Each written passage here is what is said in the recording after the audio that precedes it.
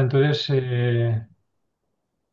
pues bienvenidos a todos los espectadores de esta sesión y hoy nos va a hablar del problema que representa para todos nosotros el abordaje del paciente con cáncer de recto, la valoración inicial y también especialmente la valoración después del tratamiento. Nos va a dar Andreu Antolín, que trabaja en el IBI en el Vall d'Hebron y tiene experiencia amplia en estos temas. Y nos acompañan también como expertos Lourdes del Campo del Hospital de la Princesa y Alberto Benito de la CUN. Y también estará como director pues Víctor Pineda. Pues nada, adelante, Andreu, cuando quieras. Vale, vale, perfecto. Pues gracias, doctor Ayuso, por la presentación. Como ha comentado el doctor Ayuso, vamos a... Espera un segundo.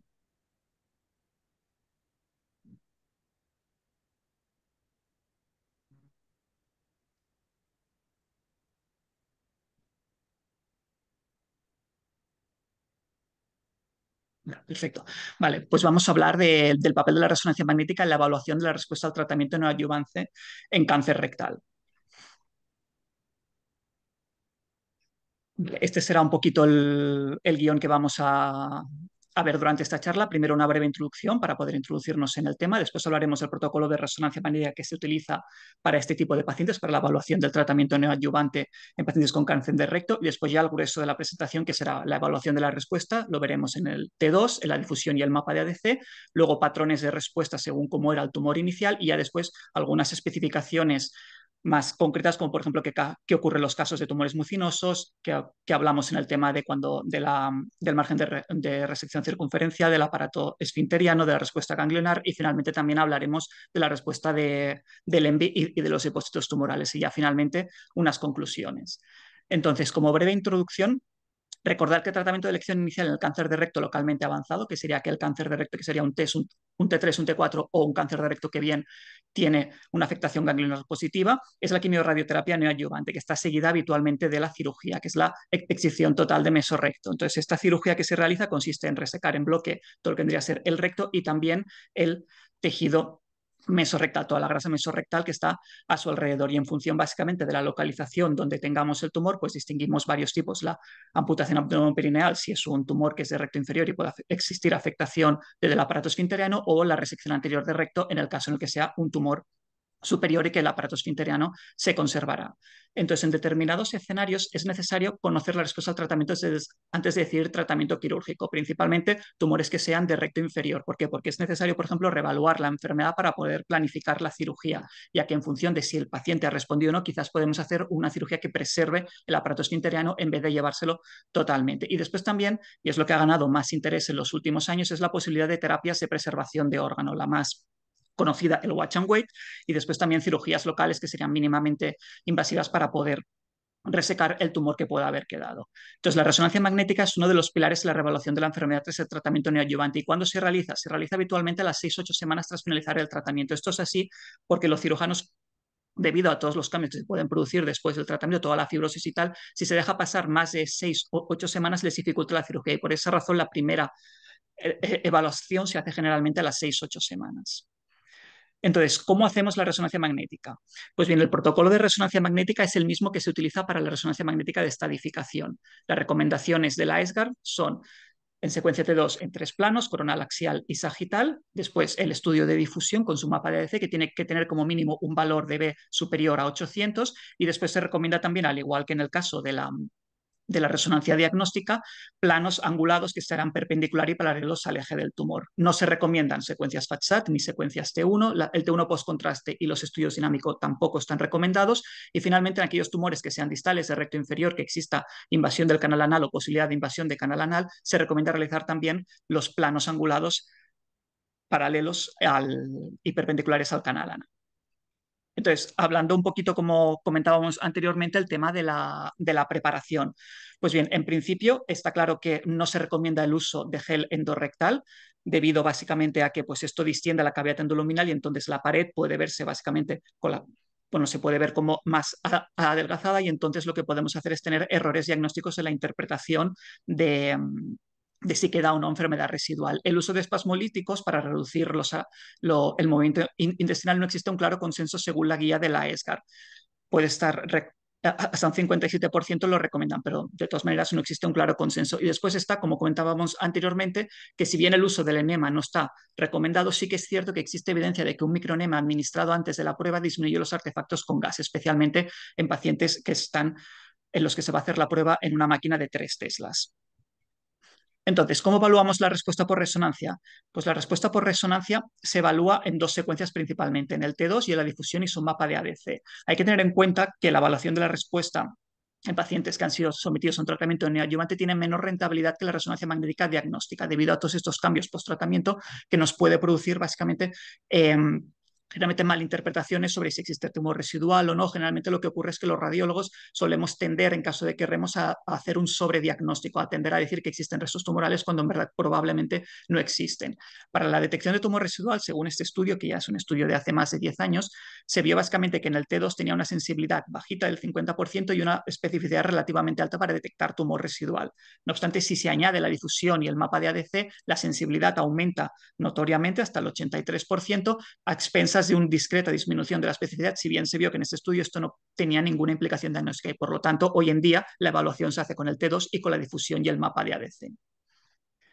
Entonces, antes de entrar específicamente en qué cambios veremos en el mapa de T2 o cómo evaluamos el T2 y también el mapa de difusión y de ADC, vamos a ver qué ocurre generalmente ante un paciente que es tratado mediante neoadyuvancia. Pues típicamente lo que ocurre es que se produce una disminución del tamaño y del volumen tumoral. De hecho, se ha visto, por lo menos en las guías de la ESGAR recomiendan, que hablábamos anteriormente, medir lo que vendría a ser el tamaño desde el pretratamiento hasta el posttratamiento y, si es posible, el volumen, ya que se ha visto que disminuciones un 60-80% del volumen tumoral se correlacionan muy bien con una buena respuesta al tratamiento. Y esta disminución del tamaño y el volumen tumoral a expensas de que es, pues, que aparecen unos cambios fibróticos, fibrocicatriciales, que ahora veremos cómo se ven, y va disminuyendo o desaparece la señal tumoral, que será una señal intermedia en T2 y que evidentemente restringe a la difusión parecida a la que encontraríamos en el tumor inicial. Entonces aquí tendríamos básicamente un paciente con un aneo de recto inferior, de recto medio inferior, en el cual básicamente después del tratamiento vemos que ha disminuido de tamaño y han aparecido básicamente como estas bandas hipointensas que tenemos aquí, que están señaladas con la flecha roja, que corresponden básicamente a bandas de fibrosis. Pero vemos que también existe una señal intermedia en esta localización aquí como submucosa, que básicamente representarán restos de tumor viables. Además, vemos también que, por ejemplo, proximalmente al tumor, que no existía afectación, ahora apareció también una alteración de la intensidad de señal, que esto es una cosa también importante que luego discutiremos, que son los cambios post-tratamiento que nos pueden llevar a confusión, en este caso, un edema posrádico.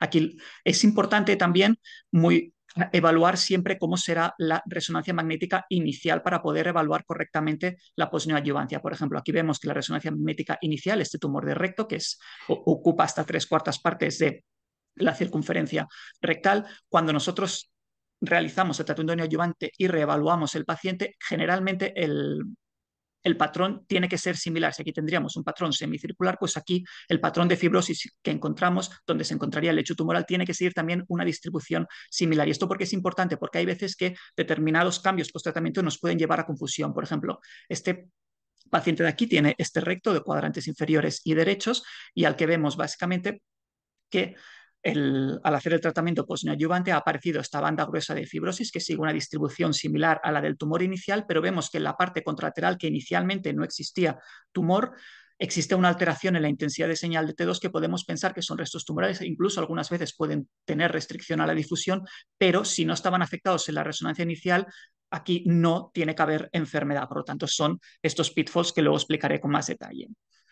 Entonces, ahora entrando básicamente en que si se puede categorizar la respuesta ante dos, la respuesta es sí, se puede categorizar. Podemos hacer como una clasificación, como dar un valor según el grado de respuesta que tenga. Existen varias, de todas maneras, una de las más utilizadas es el grado de regresión tumoral. El grado de regresión tumoral por resonancia magnética, que es el MRTRG, es básicamente un grado que intenta emular el grado de respuesta de regresión tumoral patológico, que es lo que el patólogo, una vez tiene la pieza de toda la TME, pues entonces ve exactamente cómo ha respondido el tumor. Y es una correlación en función de la cantidad de restos tumorales que quedan le asigna un grado que va del 1 al 5. El 5 es aquel básicamente que no existe respuesta alguna y por lo tanto tendremos que el tumor o bien no ha variado o bien ha aumentado. Y esto es en contraposición con el grado 1, que es cuando tenemos una respuesta completa, que básicamente lo que ocurre es que el tumor básicamente ha desaparecido completamente y tenemos una pared rectal completamente normal, que esto es poco frecuente, solamente en un 5% de los casos, o que ha aparecido una banda fina de fibrosis muy pequeñita, como veremos a continuación, pero sin clara evidencia de que exista ningún resto tumoral por lo menos visible por resonancia. Después tendríamos el grado 3 y el grado 4, que es cuando nosotros, evidentemente por resonancia, vemos que existe restos tumorales, que en función de si predomina la fibrosis sobre los restos tumorales será un grado 3 o si predominan los restos tumorales sobre la fibrosis sería un grado 4. Y después tendremos el grado 2, que es lo que se considera una respuesta radiológica casi completa. ¿Y esto por qué es? Porque es en aquellos pacientes en los cuales generalmente son tumores que eran bastante voluminosos en su resonancia inicial y ha quedado en el lecho tumoral una banda gruesa de fibrosis que pero que no tiene básicamente ninguna alteración de la señal, tanto en el estudio de difusión como en el estudio de T2, aunque aquí nos estamos centrando en el estudio de T2, que indique que existe enfermedad residual. Pero ya veremos por qué se considera como un patrón aparte. Ahora vamos a ver cada uno de ellos un poco por encima. Primero, el grado de regresión 1, en el cual aparece básicamente una fina banda de fibrosis en respuesta al tratamiento. Suele ser una fina banda de fibrosis submucosa o mucosa de 1 o 2 milímetros, como la que podemos ver aquí, o en algunos casos lo que existe también es una completa normalización de la pared rectal, pero eso solo ocurre en un 5% de los casos y no encontraremos ningún tipo de evidencia de que queda enfermedad residual, ninguna alteración, ninguna señal intermedia en el T2 que nos haga sospechar. Esto sería, por ejemplo, un paciente que tenemos aquí en un corte sagital, un tumor de recto principalmente medio, en el cual tras el tratamiento vemos que ha respondido notoriamente que existe una normalización pretendente de la pared rectal y por tanto podríamos considerarlo que es un grado de regresión 1. Aquí tenemos un autovalor predictivo negativo para decir que no existe enfermedad residual. Dentro de este tipo de pacientes que responden es importante tener en cuenta este signo, que es el signo del split scar, que es uno de los más validados para poder diferenciar que existe respuesta patológica completa. Básicamente este signo es una estratificación de la pared rectal en respuesta al tratamiento neoadyuvante, que consiste en una banda fina de fibrosis localizada en la submucosa. Después tendríamos una capa intermedia de señal intermedia que correspondría a la muscular propia, pero aquí no tendríamos tumor. Y después tendríamos una capa externa también de fibrosis que correspondría a la fibrosis perirectal. Es lo que vemos, por ejemplo, en esta imagen de aquí, en la número C. Tenemos esta banda de fibrosis aquí finita, luego la banda de señal intermedia que correspondría a la muscular y después tendríamos la banda externa que correspondría a la fibrosis mesorrectal. Y por lo tanto, este signo generalmente suele aparecer en tumores T3. Cuando no son tumores T3, esta banda suele no estar presente debido a que aquí no existía tumor, sino que solamente encontraríamos esta pequeña banda mucosa y submucosa. Y es un signo que se ha demostrado que tiene un valor predictivo positivo de hasta el 93-94% para poder decir que existe respuesta patológica completa. Es decir, cuando nos lo encontramos con una alta probabilidad podemos decir que en este paciente no existe enfermedad residual. Después tendríamos el grado 2, que es el que he explicado previamente, que lo que ocurre básicamente es que aparece una banda gruesa de fibrosis, generalmente suelen ser tumores que eran bastante bulky inicialmente, que ocupa casi toda o prácticamente toda el espesor de la pared rectal y que en principio no deberíamos de ver señales intermedias de señal o por lo menos señales claras o señales claramente intermedias en el espesor de esta fibrosis. No obstante, hemos de tener en cuenta que hasta el 50% de los pacientes que presentan este tipo de respuesta tienen nidos tumorales cuando se analiza la pieza quirúrgica y por esa razón no se le considera como una respuesta completa, sino que es como una respuesta casi completa. Aquí tendríamos, por ejemplo, un paciente, ya son las imágenes post-neoadyuvancia, en el que tenemos esta banda gruesa de fibrosis aquí en la unión de los cuadrantes posteriores y después vemos que en el estudio de difusión no tiene una restricción a la difusión. Lo que vemos básicamente aquí en el mapa de ADC, que es esta banda en forma de U hipointensa, corresponde básicamente a la fibrosis, que esto lo veremos cuando hablemos del mapa de difusión y de ADC. Después tendríamos el grado 3-4. El grado 3-4 es básicamente en función de, o sea, que quedan claros restos tumorales. Veremos una clara señal intermedia en el estudio de T2 y en función de si predomina la fibrosis sobre estos restos tumorales tendremos un grado 3 y si predominan en cambio los restos tumorales sobre la fibrosis tendremos un grado 4. Aquí tendremos la imagen que os he enseñado al principio en el cual veíamos que en el posttratamiento aparecía esta banda de fibrosis, pero que vemos claramente que existe señal intermedia tumoral que básicamente nos dice que no ha respondido completamente y que persisten restos tumorales. Aquí lo veríamos en un plano axial en el, como podemos ver aquí, predomina más este componente intermedio que no el componente fibrótico, este componente hipointenso, y por tanto podemos decir que en este caso se dio de un grado de regresión tumoral por resonancia magnética 4 y la anatomía patológica lo confirmó. Por tanto, aquí existía una buena correlación, que esto no es así, es decir, se ha visto que el grado de regresión tumoral por resonancia magnética tiene poca o una correlación más bien limitada con el grado de regresión patológico.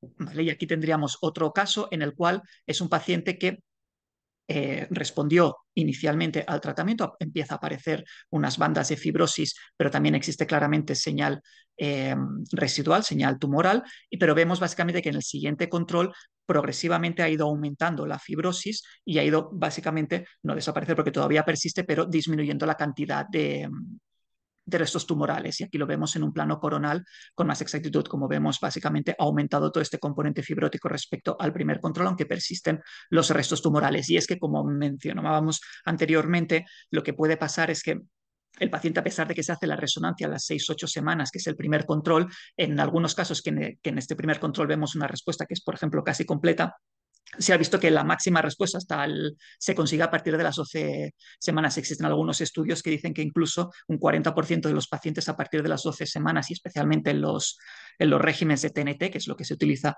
actualmente, tienden a presentar una respuesta patológica completa.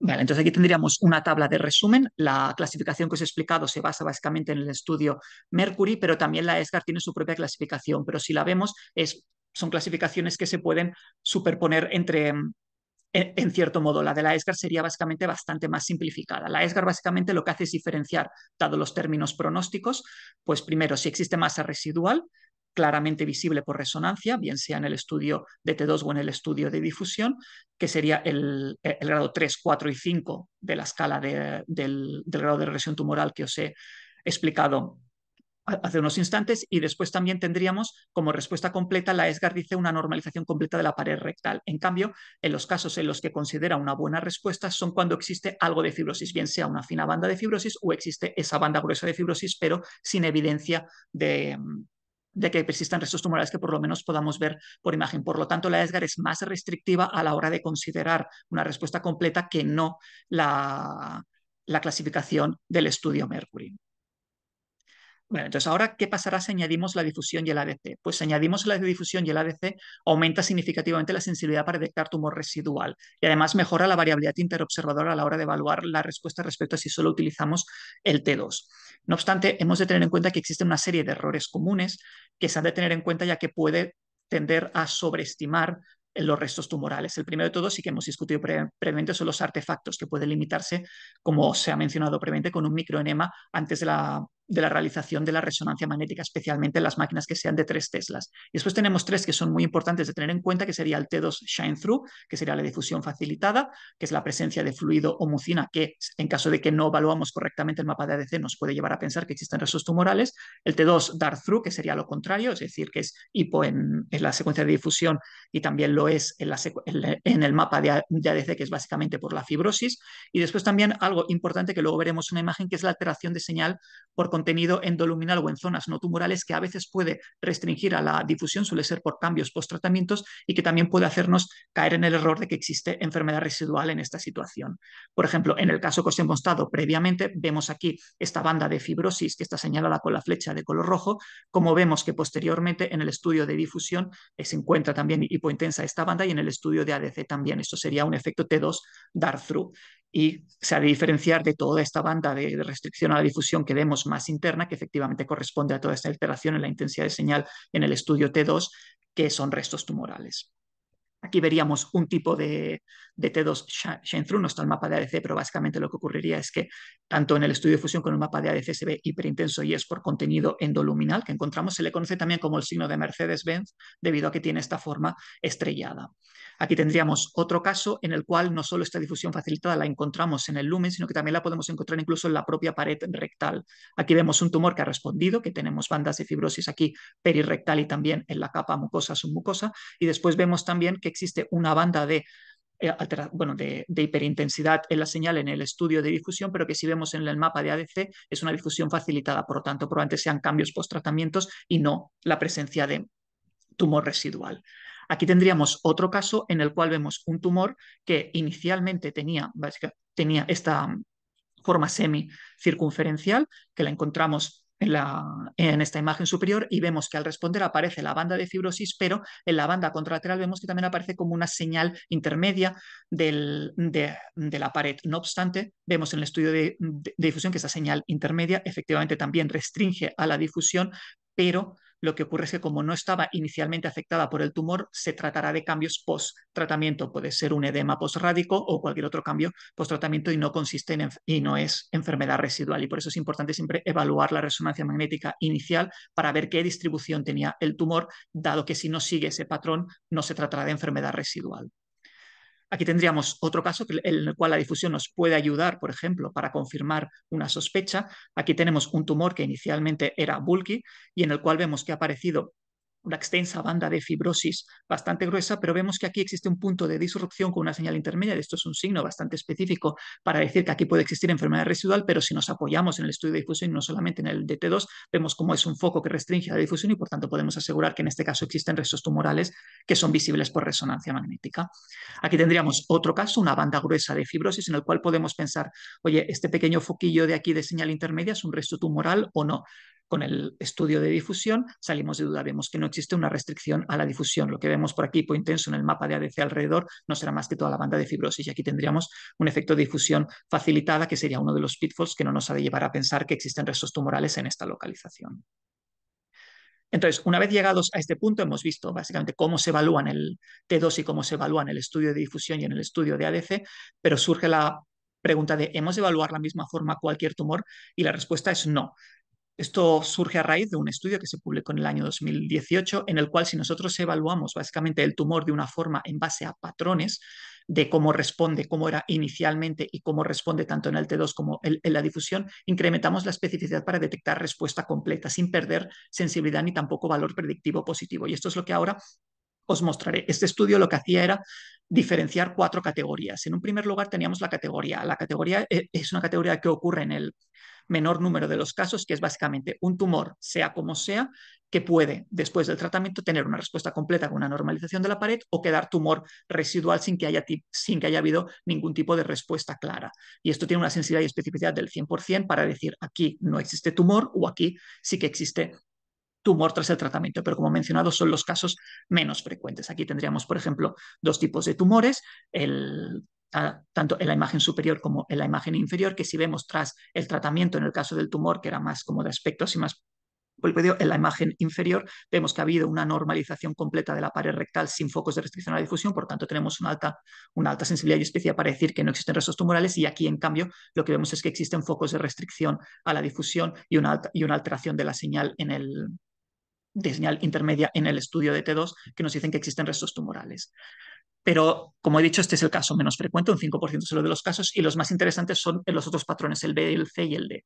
El B básicamente es bastante frecuente, que suelen ser aquellos tumores que ocupan todos los 4 cuadrantes de la circunferencia rectal, en el cual cuando responden suelen responder de esta forma. Aparece una banda gruesa de fibrosis circunferencial, espiculada, irregular, y entonces en estos casos podemos decir, vale, tenemos esta señal hipointensa, esta banda en el estudio de T2, vamos a ver cómo se comporta en el estudio de difusión. Entonces, en función de si tiene focos de restricción a la difusión o no, podemos diferenciar entre una respuesta completa o una respuesta no completa, es decir, que queda tumor residual. Pero luego veremos que este patrón tiene su truco, y es que muchas veces no podemos asegurar completamente que aquí no existen restos tumorales. Luego lo veremos con una imagen.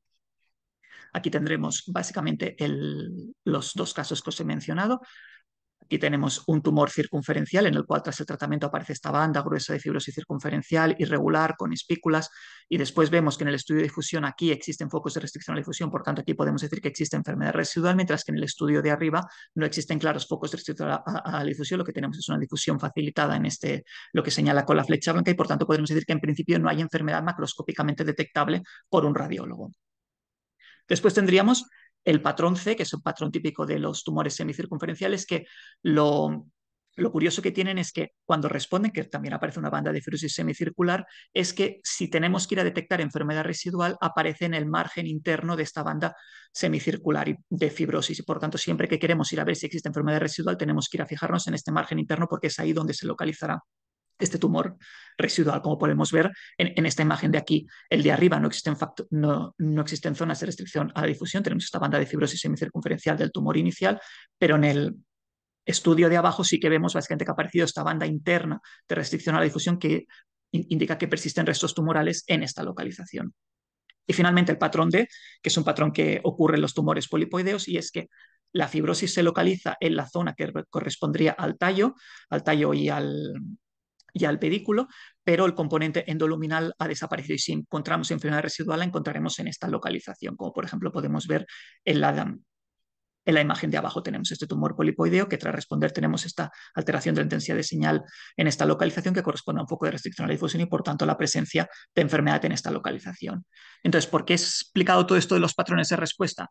Porque aparte, no teniendo en cuenta el patrón A, que es el menos frecuente y que es una sensibilidad y especificidad del 100% para detectar enfermedad residual o no, el patrón C y el patrón D nos ayuda básicamente a poder definir si existen restos tumorales o no por la forma en la que estos se presentan según la morfología de este tumor inicial, según sea el patrón C, tumor semicircular, o el patrón D, tumor polipoideo, en el cual aparecerá en el margen interno de la fibrosis semicircular o en el pedículo o el tallo. Y el patrón B que es muy frecuente que encontremos tras tratamiento neoadyuvante, tiene la peculiaridad de que a pesar de que nosotros digamos que no existen focos de restricción a la difusión, no veamos clara enfermedad visible, en este artículo se demostró que hasta el 80% de los pacientes que presentaban este tipo de patrón, aún sin presentar focos de restricción a la difusión, presentaban restos tumorales, presentaban nidos tumorales. Por tanto, a pesar de que parece ser una respuesta completa desde un punto de vista radiológico, no lo era desde el punto de vista patológico.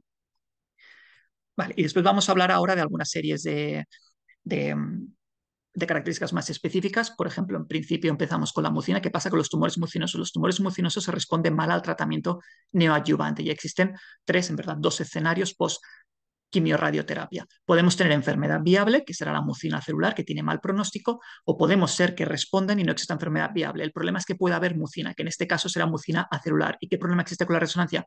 Que no hay manera de poder diferenciar la mucina celular de la mucina azular por resonancia. Entonces nosotros no podemos evaluar de forma adecuada la respuesta de los tumores mucinosos. Existen líneas de investigación dentro del campo de la radiómica para poder ver si es posible diferenciar esta mucina azular de la azular, pero a día de hoy, debido a que no tenemos la capacidad de poder diferenciar en caso de que aparezca esta mucina azular en la respuesta, si es una u otra, pues entonces generalmente son tumores que van a cirugía. Pero bien, por otra parte, tumores que no sean mucinosos pueden tener una degeneración mucinosa tras el tratamiento, que es un signo de buen pronóstico.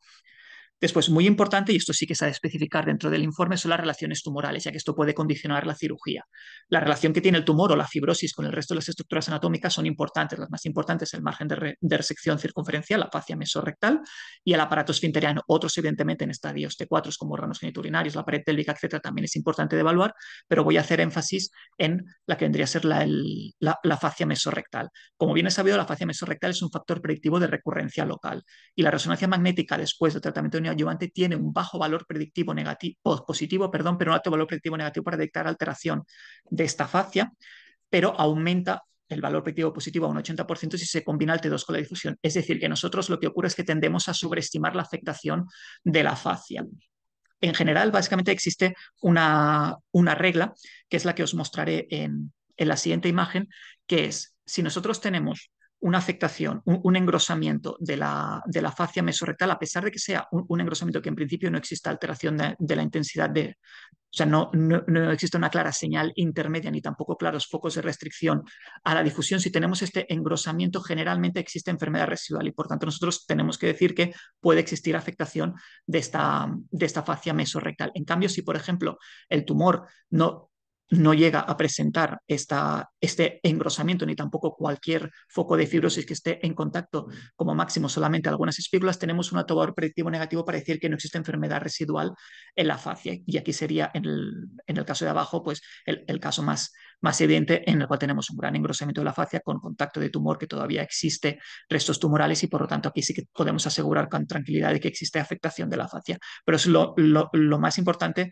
es diferenciar eso, si existe un engrosamiento de la fascia y contacto de los restos tumorales o de fibrosis con la fascia. Vale, y ya para los últimos apartados, la evaluación de la respuesta ganglionar. Pues a diferencia de la resonancia magnética antes de la neoadyuvancia, el valor predictivo negativo de la resonancia para detectar que no existe enfermedad residual es hasta un 95%. No se recomiendan, sin embargo, criterios morfológicos, debido a que como todos los ganglios tras el tratamiento suelen disminuir del tamaño, es complicado ver si, por ejemplo, tiene una morfología irregular, si son heterogéneos, sino que se hace básicamente por el tamaño, es decir, lo hacemos por el eje corto. Y aquí existe una gran heterogeneidad de los distintos estudios que se han publicado. Dos a destacar, que serían este de aquí, el Lateral Node Consortium Study y las guías de la ESGAR, en el cual, en el caso de los ganglios mesorrectales, consideran que un eje corto inferior a 5 milímetros considera que podemos asegurar con ciertas garantías de que no existe enfermedad residual en estos ganglios. No obstante, en las series que se publicaron se vio que hasta un 11% de los pacientes que presentan ganglios mesorrectales de menos de 5 milímetros, que previamente evidentemente eran ganglios que estaban afectados, tienen enfermedad residual. Y en los laterales pélvicos existe más discordancia. En el caso de las guías de la ESGAR siguen diciendo igualmente menos de 5 milímetros, pero en el Lateral Node Consortium consideraban menos de 4 milímetros para los ilíacos internos y menos de 6 milímetros para los subturados internos, siempre y cuando eran ganglios que eran sospechosos en la resonancia magnética inicial, más de 7 milímetros. Aquí vemos, por ejemplo, un paciente en el cual tiene clara afectación ganglionar mesorrectal y que post-tratamiento quedan los ganglios persisten, vemos que ha aumentado significativamente su hipointensidad en T2, podríamos pensar que hay cambios fibróticos, pero tienen un eje corto superior a 5 milímetros y de hecho cuando se realizó la cirugía se vio que efectivamente eran ganglios que estaban afectados. Aquí encontramos otros ganglios mesorrectales, uno de ellos en contacto con la fascia mesorrectal, pero creemos que tras el tratamiento este concretamente ha disminuido significativamente de tamaño, menos de 5 milímetros, y que ya no contracta de forma significativa, podemos decir menos de 1 o 2 milímetros, eso sí que es verdad, pero podemos decir que existe respuesta completa en este ganglio y el otro ni siquiera se veía, era puntiforme. Y finalmente, ¿qué ocurre con el ENVI y los depósitos tumorales? Pues si ya con el resto, tanto con la T como con la N, tenemos dificultades para poder diferenciar si existe enfermedad residual o no, con el ENVI, con los depósitos tumorales, todavía es más complicado. Tiene un bajo rendimiento para detectar enfermedad residual en estos dos casos. Algún estudio sí que publica que en el caso básicamente de que en un ENVI haya quedado mínimo o menos un 25% de cambios fibróticos respecto a la resonancia magnética inicial, se considera que está afectado. Pero nosotros, por ejemplo, en este paciente de aquí, que tenía un depósito tumoral como el que se ve aquí, tras el tratamiento neoadyuvante vemos básicamente que este depósito tumoral ha disminuido significativamente de tamaño, se ha hecho más pequeño, parece más hipointenso, por lo tanto podría haber generalmente una fibrosis. Nos mostró el mapa de difusión, pero no restringía a la difusión, entonces se dio de que había respondido este depósito tumoral. Sin embargo, se realizó cirugía en este paciente y el depósito tumoral persistía en restos tumorales en esa localización. Y esto pues surge también la necesidad de tener otros métodos para poder evaluar la respuesta. Como discutíamos anteriormente, la volumetría tumoral, en T2 en difusión, el PET resonancia, la imagen funcional y la radiométrica, pero son estudios que todavía están pendientes de más validación y que distan todavía de estar implementados en la práctica clínica. Y finalmente, pues que tenemos que reportar. Aquí os pongo un poco lo que recomienda la ESGAR de 2016, que es un poco lo que hemos ido comentando durante la charla. Primero, la masa residual tumoral, que sería básicamente si existe masa residual tumoral, la normalización completa, que sería una respuesta completa, o si está esta fibrosis, que en principio es una respuesta casi completa o completa, porque recordemos que hasta un 80%, entre 50 y 80% de los casos pueden persistir restos tumorales microscópicos. Luego también, efectivamente, el tema del esfínter anal, tenemos que delimitar las relaciones que tiene el tumor y la respuesta con el esfínter anal, la fascia mesorrectal, los nodos linfáticos y también los depósitos tumorales y lo que vendría a ser el ENVI. Y como conclusiones, pues que la evaluación de la respuesta al tratamiento neoadyuvante del cáncer de recto localmente avanzado por resonancia es un reto para el radiólogo, debido a que los criterios para definir respuesta requieren de más validación y consenso y existe todavía una gran variabilidad interobservador entre los distintos radiólogos. Es importante correlacionar el T2 con la difusión y el ADC y evaluar la respuesta basándose en cómo era el tumor inicial, ya que esta evaluación por patrones, en función de cómo ha respondido, nos orienta y nos ayuda a poder ver dónde existe enfermedad residual. Y cabe recordar que la resonancia magnética, a pesar de que no hayamos entrado en el tema de watch and wait, ya que sería un tema bastante más extenso, es una de las herramientas en las que se dispone para evaluar esta respuesta. En el caso de watch and wait, recordemos también el tacto rectal, la endoscopia y no la única. Esto siempre es importante que lo tengamos en cuenta. Y por mi parte, hasta aquí. Pues Oye, estupenda la presentación, fantástica, Andreu, muchas gracias. Y nada, podemos abrir ahora un poco de turno de discusión al respecto. Bueno, está muy bien. Un problema que surge, que a veces que es infrecuente, pero que surge también es esto que has dicho, ¿no? De que en un tumor que aparentemente no es mucinoso, cuando lo tratan, aparece una bola o una parte de mucina. Entonces, ¿qué hacer con él, no? Porque especialmente si el resto del tumor parece que presenta una respuesta suficiente como para que te plantees si el paciente puede obviarse la cirugía en él o no, ¿no? Eh, Aquí hay un poco de discusión de qué hacer, ¿no? Hay quien dice que eso tiene que ir a quirófano siempre y hay quien dice que no. ¿Cómo lo hacéis vosotros esto en estos casos? ¿Os guiáis más aquí también de lo que diga la endoscopia, de apoyo, o cómo lo hacéis, cómo lo manejáis? Bueno, casos así que son menos, son poco frecuentes, eso sí que es verdad. Pues supongo que también decisión del comité multidisciplinar es que tampoco puedes hacer gran cosa, a ver qué dice la endoscopia, y porque no hay manera de diferenciar si esta mucina es verdaderamente mucina celular o acelular. Entonces, claro, supongo comité multidisciplinar, discutir entre nosotros y ver. Hace poco vimos un caso así, bueno, hace poco, bueno, hace ya un tiempo que vimos un caso así. Creo que en estos casos, no sé si se realizó una nueva resonancia, tengo que verlo, o fue a cirugía. Pero bueno, que en principio lo comentamos en el comité en ese caso. No recuerdo ahora en qué quedó, ¿eh? Pero bueno, sí que son casos que son bastante Yo, yo, difíciles para nosotros. Claro, yo recuerdo un caso concreto. Tenemos poquitos, pero tenemos alguno más de uno, ¿eh? Pero recuerdo uno que también hicimos lo mismo, ¿no? Dijimos, ostras, todo está bien, pero queda esta bola aquí, ¿qué hacemos con ella, ¿no? Entonces lo seguimos y al cabo de un año o así, más o menos, el paciente desarrolló metástasis a distancia. Y bueno, no es que esto sea A, B y C, ¿eh? Pero bueno, que en este caso pues tuvimos esta experiencia negativa y claro, da un poco de respeto a esto, ¿no? Sí, sí. Entonces, recuerdo que en este caso, ahora que lo recuerdo, había la duda porque estas como bolitas en T2 que se veían y tal, sí que es cierto que eran, el paciente tenía bastante ulceración y había la duda sobre, ¿será una úlcera? ¿Qué tal? Y ha quedado como Ya, este foco hiperintenso y no es mucina, es una úlcera, es mucina. Entonces creo que la endoscopia se vio que había bastantes úlceras. No, no recuerdo cómo quedó, lo tendría que volver a esto, pero sí, fue un caso que trajo bastante al huerto, la verdad. Sí, bueno, los tumores mucinosos son un reto total, ¿no? Yo también tengo en la mente casos de que hemos dicho que respuesta eh, cero, o sea, que no había ningún tipo de respuesta y la pieza quirúrgica no había nada de tumor. O sea, tanta diferencia como eso, ¿no? Como que los radiólogos pensábamos que el tumor no había respondido absolutamente nada y la pieza quirúrgica no había nada de tumor y era una mucina celular. Yo creo que esa limitación siempre la vamos a tener ahí. Y bueno, no sé, yo quería volver un poco a tema técnica. No has comentado nada de los estudios con contraste. En principio, en la estratificación inicial no ponemos contraste, pero en la reevaluación post-tratamiento, que nunca sabemos si el paciente va a ir a watch and wait o no, pues sí que le ponemos contraste. Y quería preguntarte un poco, Andreu, vuestra experiencia, si ponéis contraste en la No. posadyuvancia, si no la ponéis nunca, si tenemos dudas porque algunas publicaciones, esto sí que lo recomiendan. Vosotros Nosotros no. no ponemos contraste, no, o sea, ni un post-contraste ni tampoco un dinámico, ninguna de las dos tipos de estudios. La verdad es que aquí no sabría qué decirte. Sí que lo que he leído, por lo menos en la literatura, es que generalmente se tiende a no recomendar. Por lo menos las guías de la ESGAR no recomiendan, creo, el contraste. Y algunas otras estudios que he visitado y que he mirado artículos y tal, tampoco lo recomendaban. ¿Vuestra experiencia en este caso os ayuda en caso para poder salir un poco Pues más de dudas en algún foquillo o eh, algo?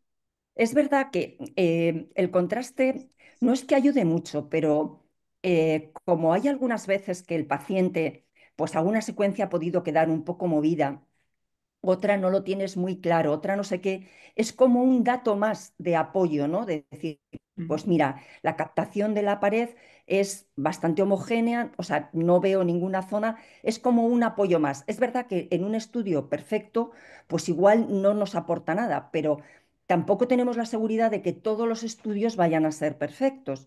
Entonces, realmente en el neoadyuvancia sí que ponemos contraste, sí que lo Vale. ponemos.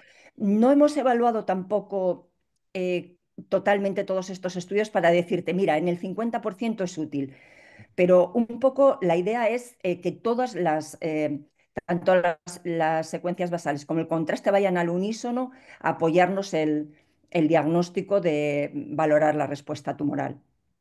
Pero sí, nosotros sí lo ponemos en el post-neoadyuvancia. ¿Vosotros, Juan Ramón, lo ponéis? Nosotros no, nosotros como Andreu nunca lo ponemos, salvo que haya alguna otra complicación, un paciente que tenga una fístula o paciente adicional, ¿no? Que haya otro motivo. Pero para valorar la respuesta no, tampoco sabríamos muy bien cómo interpretarla, no hay unas guías. Luego te acaba captando todo porque la fibrosis capta, Sí, sí. el tumor también te puede captar y ver si hay diferencias entre una y otra. No lo Pero hemos hecho, siempre ¿no? la captación es diferente. La fibrosis es una captación más tardía. Los tumores, el resto tumoral es una captación más precoz, ¿no? Más rápida. Nosotros siempre hacemos estudio dinámico, no lo hacemos porque es más rápido para nosotros y es eh, más En fácil también de este interpretar y contexto, un poco con esa sí, línea. en este contexto nosotros lo hemos puesto a veces, pero tampoco te creas que nos acaba de ayudar del todo en pacientes que hacen una recidiva, en pacientes operados que luego tienen una recidiva y que, bueno, para ver si te ayudaba, ¿no? No solo el T2 y la difusión, sino el contraste, la curva de realce del contraste, ¿no?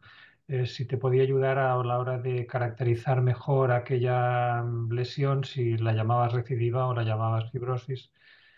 Bueno, hay unas curvas definidas, una morfología, pero tampoco es 100%, vamos, ni altamente sensible y específico.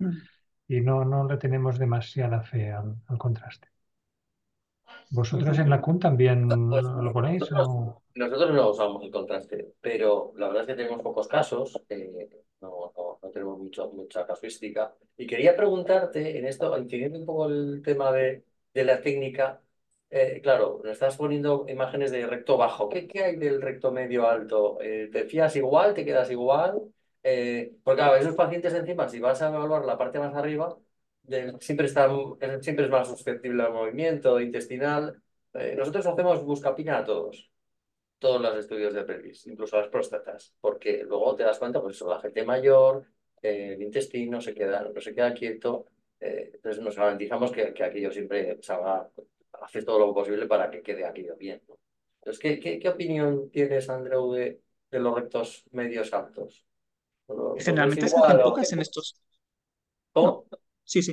No que, claro, he puesto más imágenes de recto inferior porque en verdad, cuando, o sea, todos los pacientes que en verdad pueden ser candidatos a Watch and Wait y tal, suelen ser los pacientes con recto inferior simplemente para preservar órgano. De recto superior, sí que es cierto que ahora algunos rectos medios, sobre todo si los pueden tocar con el dedo y tal, sí que algunos de estos pueden entrar dentro del circuito de Watch and Wait y en estos casos sí que tenemos más, cada vez más de recto medio, estos rectos medios que bajan un poquito y tal, pero en general no tenemos artefactos, tampoco en la resonancia de estadificación, que sería para las rectos superiores, tampoco vemos artefactos de movimiento y tal que nos limiten. La Ujú. verdad que bastante en este aspecto no tenemos grandes problemas y por eso la buscapina no la utilizamos. Nosotros sí que lo Nosotros utilizamos también, de sí que rutina. la utilizamos.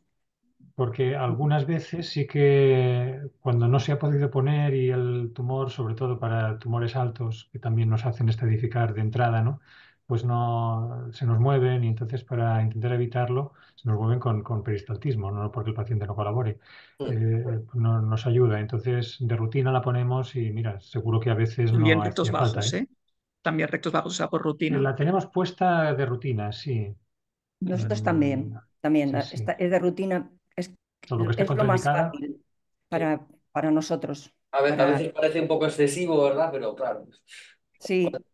¿cómo sabes qué paciente va aquí a salir bien o no? Ujú. Es complicado. Ya, Sí, también es cierto. Sí. lo que pasa es que la buscapina no te garantiza que el recto no No, tenga aire, no, ¿no? O claro, sea, No. por eso la claro. combinación Sí. de igual de la buscapina, el microenema, tal, Ese es el otro problema, ¿no? El aire el aire y los restos, ¿no?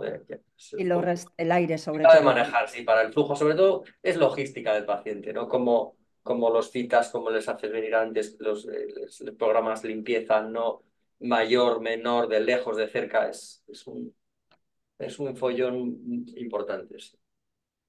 Oye, Ujú. mira, tenemos una pregunta en la web de Patricia García que pregunta si en la resonancia post-tratamiento se vuelve a estadificar TNM o si solo se habla del grado de regresión.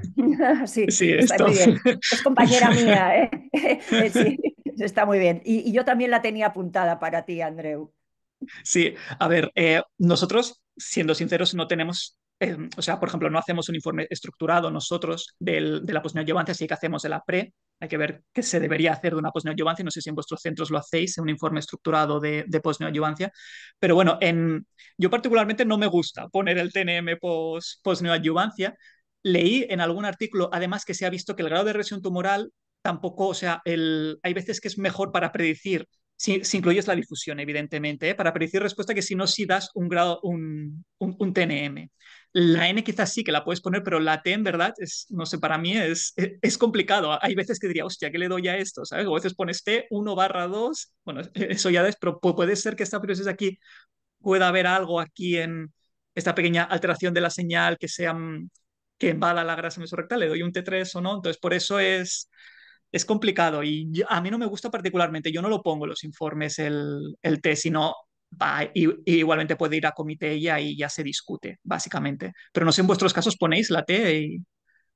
Nosotros No, tampoco le tampoco. hacemos una especial, bueno, se puede poner, ¿eh? Pero tampoco es en lo que te fijas más, porque lo que te piden los cirujanos es de qué han de hacer, ¿no? Una vez tratado el paciente, si lo operan o si no lo operan. Entonces, básicamente lo que hacemos, en lo que hacemos nos dejamos más los ojos, es en decirles si nos parece que aquello es una respuesta completa o casi completa, con lo cual nos plantearíamos opciones de no cirugía, o si no estamos en ese marco y entonces, pues da igual. No, ya está bien, tiene información pronóstica, pero no es lo básico, ¿no? Es más importante decir si la fascia sigue infiltrada o no, si te parece que hay ganglios, ¿no? Más que exactamente la T, que ya tenemos problemas para cuando se operan directamente acertar con lo que verdaderamente hay allí, ¿no? El patólogo ve, y después de neoadjuvancia es todavía más complicado. Entonces no la ponemos, pero tampoco es que sea la información principal. Sí, yo también estoy de acuerdo con eso porque la hemos puesto durante bastante tiempo, pero también hemos visto la baja sensibilidad y especificidad que tenemos. Entonces, creo que nos sentimos más cómodos hablando de regresión completa, respuesta casi completa o no respuesta. Es como más concordancia tenemos entre todos los que informamos recto y nos sentimos un poco más cómodos con ese informe, que sí que tenemos una plantilla de informe estructurado, pero realmente los radiólogos vamos a esas tres categorías, ¿no? A ver qué podemos decirle al cirujano y al comité multidisciplinar, que es el que va a tomar la decisión final. Y estamos más en esa idea que volver a poner el T, porque sí que vemos que hay una discordancia importante entre lo que decimos nosotros y lo que dice luego la pieza quirúrgica, desgraciadamente. Muy bien. Pues un tema más, si nos da tiempo, que no lo hemos comentado, pero que es que hay artículos que dicen que los pacientes que entran en la vía del watch and wait, y especialmente aquellos que hacen un recrecimiento, que viene a ser una cuarta parte de ellos en algunas series, estos pacientes hacen más frecuentemente metástasis a distancia. Esto es un problema. Esto es un problemón, porque si esto llega a ser cierto de forma más contrastada, bueno, plantea un verdadero problema para estos pacientes, ¿no? Y, para la supervivencia claramente del watch and wait o para darlo así de forma o aplicarlo de forma generalizada en muchos pacientes, ¿no? Porque tampoco sabes quién te va a recrecer. Y entonces esto es un poco problemático. No sé, ¿tenéis experiencia vosotros? Nosotros es que hace como 4 años que empezamos con el programa de Watch and Wait y claro, no nos ha dado tiempo todavía a ver casos de estos, ¿no? De este que os comentaba antes es uno de ellos. Pero tenemos poca casuística todavía de esto, pero da como un poco de respeto, ¿no? Sí, pero estamos en lo mismo, es que todavía falta tiempo para ver las Mm. consecuencias de todo esto. Sí que es cierto que si recurren localmente sí que era más fácil, o sea, sí que era recurrencia generalmente mucosa y tal, entonces era más fácil resecarlo, ¿no? Cuando recurren, si no recuerdo mal, pero sí que es cierto que a expensas de estas distancias, de estas metástasis a distancia. Sí, sí. Sí, nosotros tampoco tenemos mucha experiencia porque es verdad que se lleva hablando mucho, pero tampoco hay tantos pacientes. Pero bueno, en la recurrencia local dicen que la supervivencia a los 5 años no cambia mucho porque esas se detectan precozmente y se operan y que la supervivencia no cambia mucho. El tema está en las metástasis a distancia, ¿no? Que eso pues sí que condiciona el pronóstico a largo plazo del paciente, pero la verdad es que no tenemos todavía una casuística para ver si realmente ese 25% hace metástasis a distancia. Esperamos detectar precozmente la recurrencia local con el fin de ponerle remedio lo antes posible, pero a distancia todavía no tenemos experiencia. Nosotros tenemos todavía menos experiencia, poquísimos casos están en seguimiento, poquísimos, no lo sé muy bien ahora, pero es inquietante, ¿no? El 25% que te salgan metástasis a distancia es una cifra demasiado alta No, para dar. bueno, el 25% recrecen localmente. Bueno, No, de Bueno, estos, aquí es donde se bueno, concentra el grupo que es con más inquietante frecuencia hace a dejarle veces metástasis a distancia. Me eso. parece que está en torno a un 10%, así, en algunas series largas tienen experiencia. Pasa que tampoco es cero, ¿eh? En los pacientes que se operan. Esto, por eso es inquietante dejar a estos pacientes así un poco, ¿verdad? Tan libres. Bueno, Pero por bueno, eso es importante el miraremos seguimiento, a ver cómo va.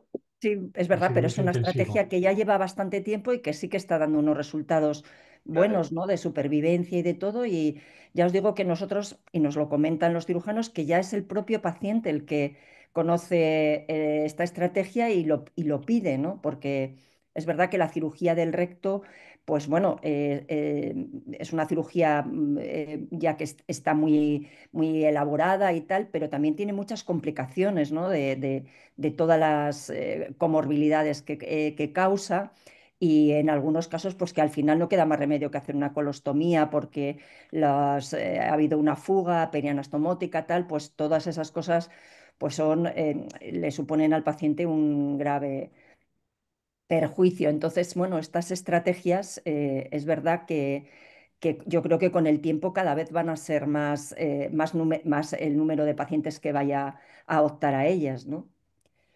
Y bueno, pues ahí tenemos que estar nosotros, no podemos hacer otra cosa. Muy bien, muy Muy interesante, bien, pues Andreu, ha estado son las muy bien. 9 ya pasadas. No sé si Víctor. No, no, yo para acabar, sobre todo os quería agradecer la participación y las aportaciones a Juan Ramón, a Alberto y a Lourdes. Ha sido una sesión muy interesante y sobre todo también pues darle la enhorabuena a Andreu, ¿no? Por esta excelente revisión que ha hecho y que ha puesto sobre la mesa los retos que existen en la valoración tanto desde el punto de vista de la imagen como también para la obtención de imágenes de calidad óptima, ¿no? En la valoración de estos pacientes que, como él ha dicho, no es la resonancia la única herramienta que disponemos, pero sí que muchas veces, como habéis estado comentando, es determinante en la hora de decidir el manejo de estos pacientes, ¿no? Yo creo que ha sido una excelente sesión, muy interesante. Daros las gracias a todos. No sé si queréis añadir algún comentario más. Si no, damos la sesión por concluida y os esperamos de nuevo a todos en la sesión de mañana en la plataforma. Muchas gracias a todos y que paséis muy buen día. Que vaya bien. Igualmente. Muchas Igualmente. gracias. Adiós. Venga, Adiós. adiós. Adiós. Chao. Adiós.